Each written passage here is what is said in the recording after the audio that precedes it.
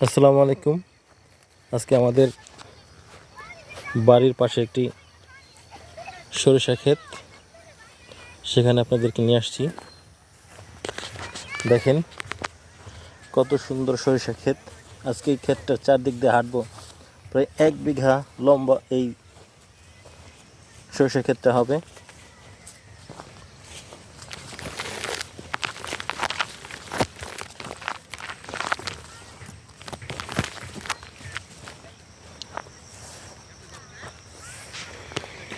এই সরিষা ক্ষেতটার চারদিক দিয়ে হেঁটে আসতে এই জন্য ইচ্ছে হলো আসলে আপনাদের দেখাতে ইচ্ছে করছে যে চারদিকটা আসলে কত সুন্দর।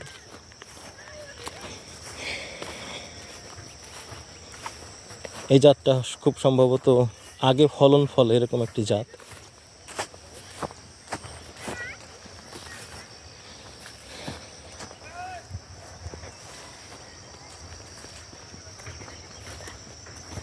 এই মাঝখান থেকে শিয়াল চলাচলের একটা রাস্তা, নিশ্চয়ই এখান থেকে মানুষ চলাচল করে না। দেখেন শিয়াল চলাচল করে এরকম একটি রাস্তা তৈরি।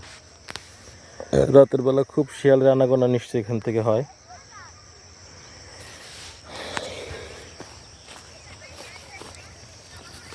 এই পাশে ভুট্টার ক্ষেত, ভুট্টার মাঝে মাঝে কিছু সরিষাও দানা পড়ে গেছে আসলে। এই পাশটা সরিষা ক্ষেত।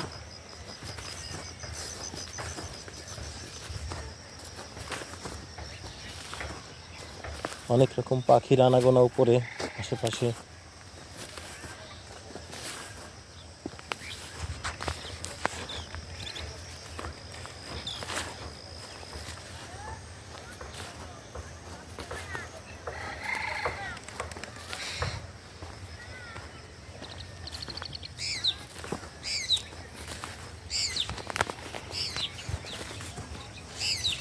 সরিষার আমাদের দেশে খুব চাহিদা। নির্ভেজাল তেল হিসেবে ভোজ্য তেল গায়ে মাখাও যায়, তাই অনেকেই সরিষা চাষ করেন এই সিজনটায়।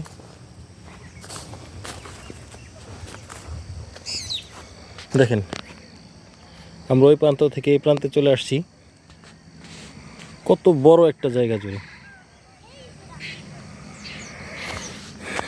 এদিকে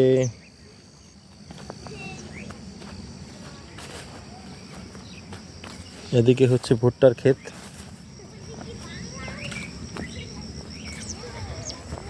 খুব সম্ভবত ভুট্টা না, এটা গরুরে খাওয়ার জন্য ঘাস।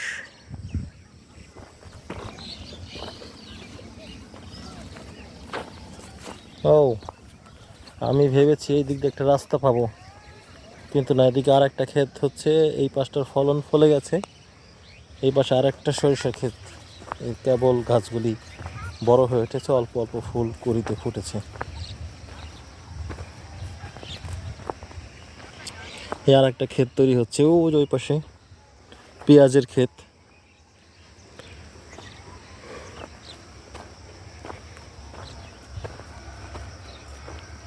এই তো রাস্তাটা আসলে এই পাশে। খুব সম্ভবত এই দুইটা জমি একজনেরই।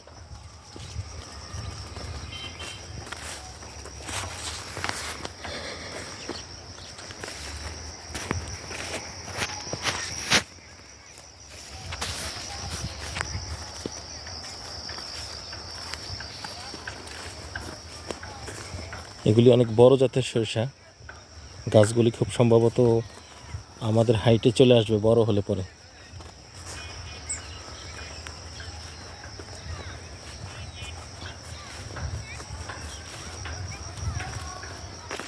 অনেকেই সরিষা খেতে ঘুরতে আসেন, ছবি তুলতে আসেন। অনেক ঘুরেছি সরিষা খেতে, 1-2বার না। আপনারা ঘুরতে যাবেন, ভালো লাগবে। মনে হবে ফুলময় এক প্রান্তর।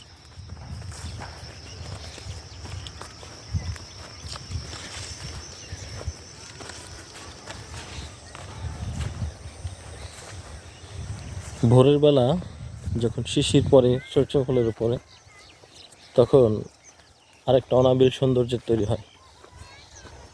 আপনারা যদি আসেন ভোরের বেলা, আসলে মানুষ শীতের ভোরে বেরোনোটা কষ্ট, কিন্তু সৌন্দর্য দেখতে হলে একটু কষ্ট স্বীকার করতে হবে। এই পাশটা ঘাস বোনা। হ্যাঁ, এই জমির মালিক আসলে খুব পরিকল্পনা করে কাজ করছেন। হয়তো ধানের সিজন, এখানে ধানও হয়। এখন সরিষা আর এই পাশে হচ্ছে ঘাস। একটা জমির ফসল উঠে যাবে, তার পাশেরটা আবার বোনার জন্য তৈরি হয়ে যাবে। এভাবে তৈরি করেছেন।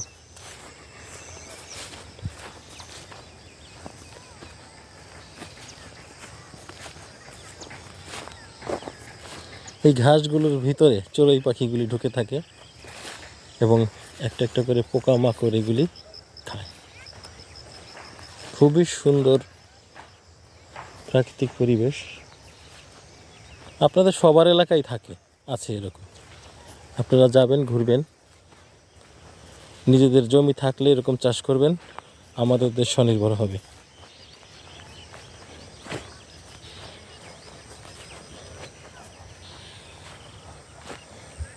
এই একটা চক্কর সম্পন্ন হলো এই সরিষা ক্ষেতটার চারদিকে। ধন্যবাদ সবাইকে আমার সাথে থাকার জন্য, এত সুন্দর একটি সরিষা ক্ষেত দেখার জন্য। আরেকবার ভিউটা দেখাই, এখান থেকে চারপাশের ভিউটা দেখাই। আমাদের এটা হচ্ছে দোহার উপজেলার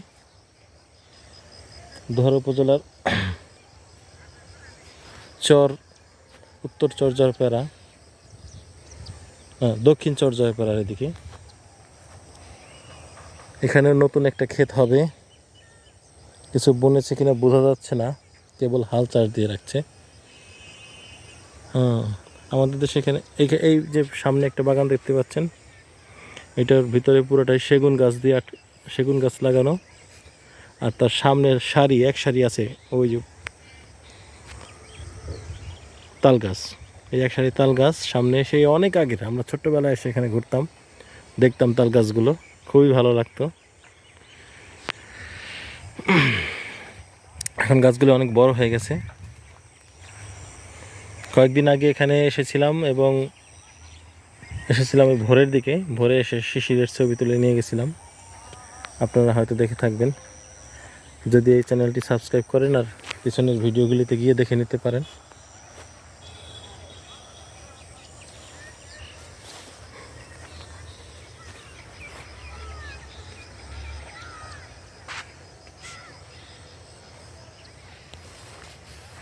সোনালী এক মাঠ। ধন্যবাদ সাথে থাকার জন্য। আবার আরেকটি ভিডিও নিয়ে আরেকদিন আপনাদের সামনে আসবো, কোন নতুন জায়গায়। আসসালামু আলাইকুম, আল্লাহ হাফেজ।